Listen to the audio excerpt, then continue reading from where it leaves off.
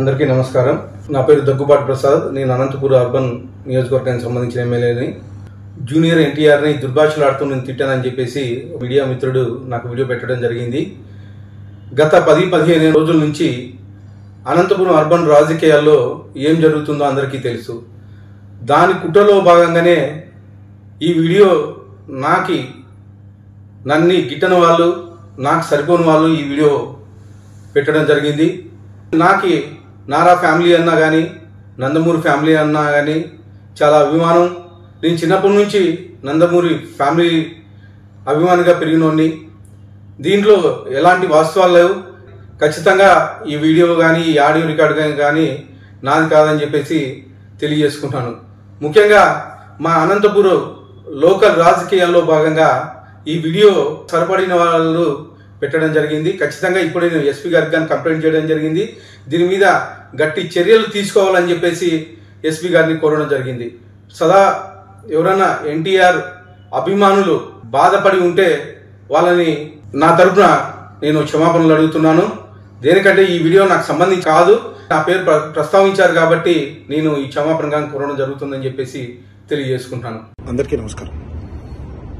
మాట మన వ్యక్తిత్వానికి ప్రమాణం. రాజకీయాల్లో విమర్శలు, ప్రతి విమర్శలు చాలా సర్వసాధారణం. ఆ విమర్శలు, ప్రతి విమర్శలు ప్రజా సమస్యల మీద జరగాలి, కానీ వ్యక్తిగత దూషణలు లేదా వ్యక్తిగత విమర్శలు ఉండకూడదు.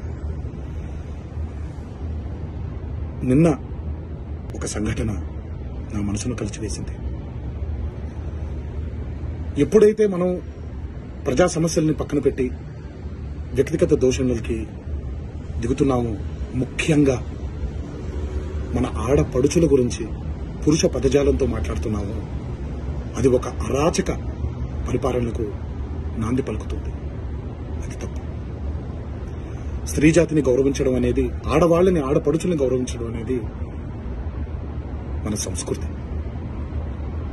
మన నవనాడుల్లో, మన జవజీవాల్లో, మన రక్తంలో ఇమిడిపోయినటువంటి ఒక సాంప్రదాయం.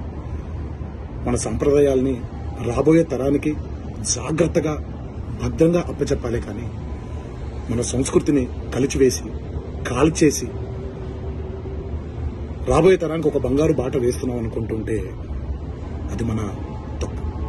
అది మనం చేసే చాలా పెద్ద తప్పు.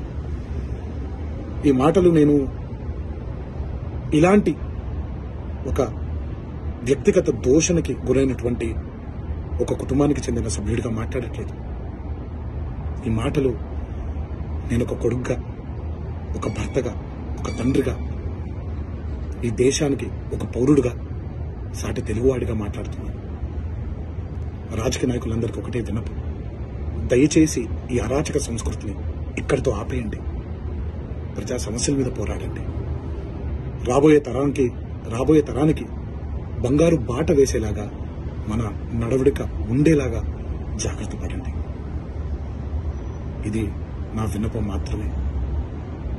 ఇది ఇక్కడితో ఆగిపోతుందని మనసారా కోరుకుంటూ సెలవు తీసుకుంటున్నాను.